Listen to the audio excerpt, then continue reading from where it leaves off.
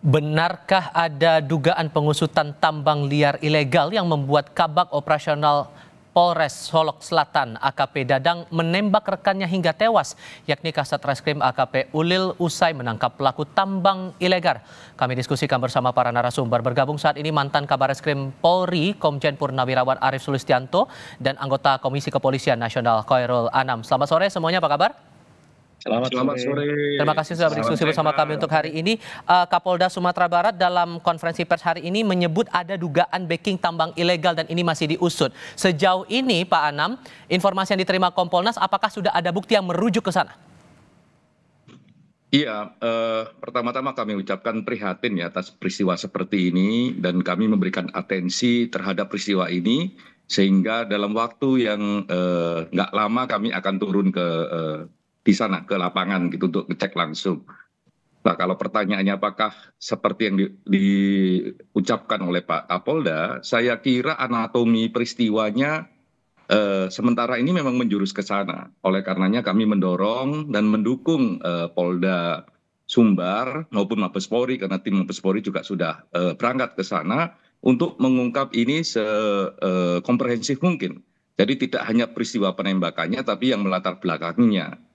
Kan by momentum narasi yang ada, ya waktu, tempat, kejadian yang melatar belakangi mengarah kepada soal-soal yang korban ini sedang melakukan penegakan hukum terhadap Galian C. Dan itu kan jadinya kan problemnya serius gitu ya.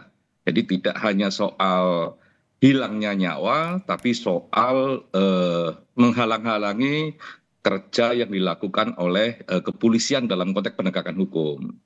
Ditambah lagi ada pernyataan dari Kapolda bahwa oknum anggota kami katanya pada posisi kontra pada penegakan hukum. Sejauh mana kontranya posisi dari pelaku ini? Sesuai dengan informasi yang diterima Kompolnas, Pak. Kami belum bisa membicarakan lebih jauh ya, karena memang tim belum sampai ke sana. Tapi dengan anatomi kasus seperti itu dan kami juga ngecek beberapa bulan terakhir ini bagaimana dinamika Galian C di sana, sepertinya ya indikasinya memang mengarah ke sana. Namun kita tunggu nih hasil dari teman-teman Polda Sumbar, dari Mabes Polri maupun dari tim kami yang akan segera turun ke Solok gitu untuk ngecek langsung. Kalau Anda Pak Arief menangkapnya berdasarkan kronologi kemudian keterangan terakhir dari Kapolda Sumatera Barat, Anda menangkap bahwa ada cerita di balik ini bahwa itu berkaitan dengan masalah tambang ilegal yang sedang diusut? Ya, sama dengan Mas Anam tadi, kalau prihatin. Saya sangat sedih sekali dengan adanya kejadian ini, di mana seorang perwira senior yang sebentar lagi dia pensiun melakukan tindakan ini, tindakan yang brutal dan biadab. Karena dia menembak koleganya sendiri sesama perwira yang sedang melaksanakan tugas penegakan hukum. Ini betul-betul tidak bisa ditolerir dan menurut saya ini harus diberikan tindakan tegas, kemudian tidak cukup dipecat, harus dihukum dengan seberat-beratnya supaya memberikan pesan kepada yang lainnya dan kepada anggota Polri yang lainnya. Kemudian apa sih yang melatar belakangi? Saya membaca baru dari berita, mungkin nanti nunggu Mas Anam kalau sudah investigasi ke sana. Berita ya ini ada dua kemungkinan ya. Dua kemungkinan apakah yang bersangkutan itu hanya sebatas backing dari aktor intelektual atau pemodal. Tapi kalau dilihat dari kemarahannya, apakah ada kemungkinan ini usahanya dia sendiri gitu loh. Kok sampai begitu teganya dia menembak seorang Kasat Reskrim yang berada di bawah koordinasinya. Dia seorang kepala bagian operasi. Dia mengkoordinir tugas-tugas preemptif, preventif, sama penegakan hukum. Dia kok malah kontroversi, malah antitesis dengan apa yang dilakukan seorang Kasat Reskrim ini. Sehingga saya setuju ini harus dilakukan kajian dan penelitian yang sangat mendalam dan komprehensif. Sehingga tidak mungkin ini berjalan sendiri ya pelaku ini? Maksud saya tidak cukup hanya dengan menghukum yang bersangkutan terus selesai masalahnya. Ini harus dikaji secara mendalam dari aspek rekrutmen, pendidikan dan latihannya, pembinaan karirnya. Kenapa orang seperti ini bisa mendapat jabatan sebagai Kapolda dan memegang senjata api. Dan akhirnya digunakan untuk melakukan penembakan yang lain. Apakah seorang Kabakop harus membawa senjata api? Yang membawa senjata api kan Kasat Reskrim, Kasat Intel yang tugas di lapangan. Kabakop kan staff dia. Itu mungkin. Akhirnya muncul lagi pertanyaan di publik, Pak. Apakah kasus-kasus semacam ini, terutama yang berkaitan dengan pengusutan tambang ilegal ini, pada akhirnya memicu konflik juga di internal Polri dalam proses pengusutannya? Apakah bisa sampai sedemikian atau tidak? Tapi jawabnya nanti apa ya? Kita lanjutkan di sesi berikutnya, usai jeda berikut. Pak Arief, muncul pertanyaan di publik, jangan-jangan setiap ada kasus yang berhubungan dengan penanganan dugaan tambang ilegal ini memicu konflik di internal kepolisian. Benarkah pandangan itu? Tidak semuanya. Memang para pengusaha itu berupaya untuk menghindari adanya tindakan penegakan hukum. Sehingga kebanyakan mereka mengajak teman-teman dari kepolisian supaya nanti bisa koordinasi dengan baik kan. Tapi tidak semuanya mau seperti itu. Dan disinilah pentingnya para Kasatwil ketika akan melakukan penindakan terhadap kegiatan-kegiatan ilegal ini betul-betul mempelajari, seperti dikatakan Mas Anam tadi, anatomi dari kejahatan itu apa saja. Makanya saya ajarkan bahwa ketika melakukan investigasi itu tidak boleh pakai kacamata kuda, harus pakai kacamata tembus pandang. Jadi tahu semua apa yang terjadi di situ, sehingga nanti akan bisa melakukan tindakan-tindakan yang risikonya seminimal mungkin.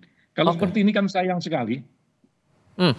Ini kan di tingkat Propam di Polda Sumatera Barat sudah memeriksa 5 orang, 2 diantaranya yang mengusut kasus dugaan tambang ilegal itu. Dari aspek pidananya Pak Arief, kira-kira bisa periksa siapa dulu nih? Ya kalau Propam ini nanti kan jelas penembakan ini harus dituntaskan terlebih dahulu. Nggak perlu nunggu putusan pengadilan. Sudah cetro welo-welo, ada selongsong, ada yang nembak, ada saksinya, ada korbannya.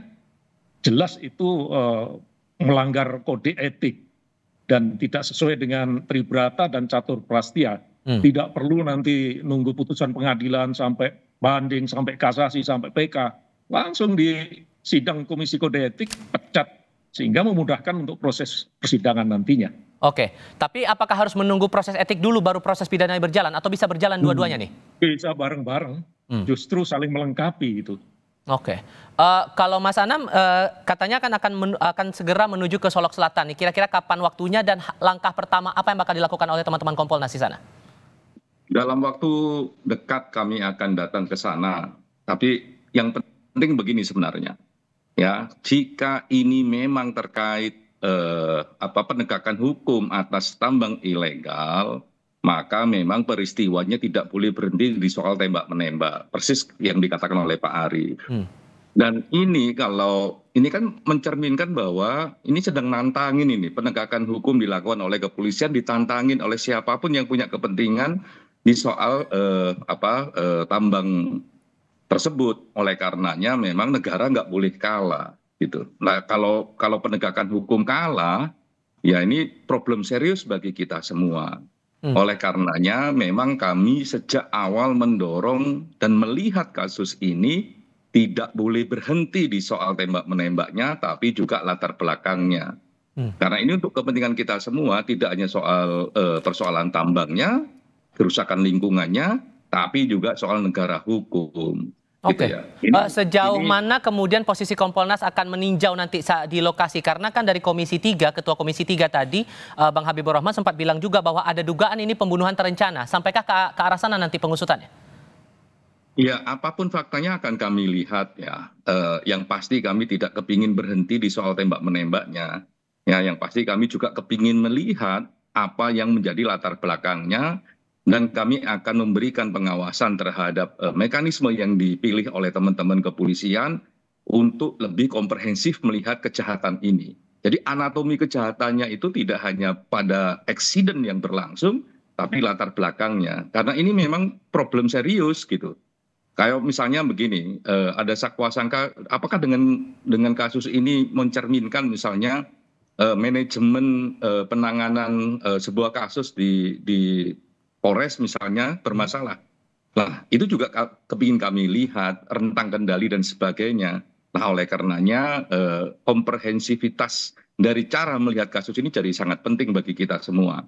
kami tidak kepingin kok negara ini gagal dalam penegakan hukumnya, ya dihalang-halangi oleh siapapun.